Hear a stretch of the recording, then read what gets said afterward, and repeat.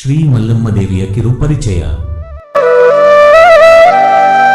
ಶರಣ ಸಂತರ ನೆಲೆಬೀಡು ಮಹಾತ್ಮರ ಕರ್ಮಭೂಮಿ ಕಲಬುರಗಿ ಜಿಲ್ಲೆಯ ಆಳಂದ ತಾಲೂಕಿನ ಸುಕ್ಷೇತ್ರ ಮಾದನ ಹಿಪ್ಪರಗಿಯಲ್ಲಿ ಮಹಾತಾಯಿಯಾಗಿ ಪ್ರಸಿದ್ಧಿಯಾದ ಮಲ್ಲಮ್ಮ ದೇವಿಯು ಮೂಲತಃ ತೋಳನೂರ ಗ್ರಾಮದಿಂದ ಮಾದನ ಹಿಪ್ಪರಗಿಗೆ 18ನೇ ಶತಮಾನದಲ್ಲಿ ವಲಸಿಯಾಗಿ ಬಂದು ಮಾದನ ಹಿಪ್ಪರಗಿಯಲ್ಲಿ ನೆಲೆ ನಿಂತರು.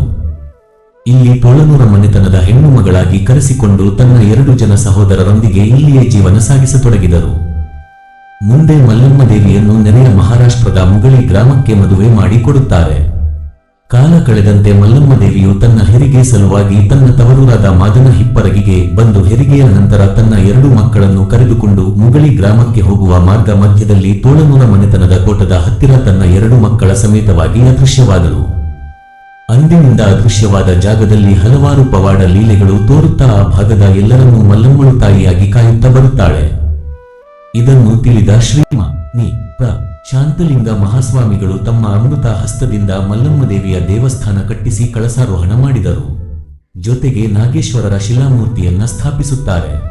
ವಿಶೇಷ ಎಂಬತೆ ತೋಳನೂರ ಜಮೀನಿನ ಸುತ್ತಮುತ್ತ ಯಾವುದೇ ರೀತಿಯ ಸರ್ಪಗಳಿಂದ ಪ್ರಾಣಾಪಾಯಗಳು ಸಂಭವಿಸಿಲ್ಲ. ಅದೇ ರೀತಿ ಮುಂದೆ 1974ರಲ್ಲಿ ಮಾದನ ಹಿಪ್ಪರಗಿಯ ವಿರಕ್ತ ಮಠದ ಪೀಠಾಧಿಪತಿಗಳಾದ ಶ್ರೀ ಶಿವಲಿಂಗ ಮಹಾಸ್ವಾಮಿಗಳು ಭಕ್ತರ ಅಪೇಕ್ಷೆಯ ಮೇರೆಗೆ ಜಮೀನಿಗೆ ಆಗಮಿಸಿ ಮಹಾತಾಯಿಯಾದ ಶ್ರೀ ಮಲ್ಲಮ್ಮ ದೇವಿಯ ದೇವಸ್ಥಾನಕ್ಕೆ ಪೂಜಾ ವಿಧಿ ವಿಧಾನಗಳೊಂದಿಗೆ ಜೀವ ತುಂಬಿ ಮೂರ್ತಿ ಮರುಸ್ಥಾಪನೆ ಹಾಗೂ ಕಳಸಾರೋಹಣ ಮಾಡುತ್ತಾರೆ.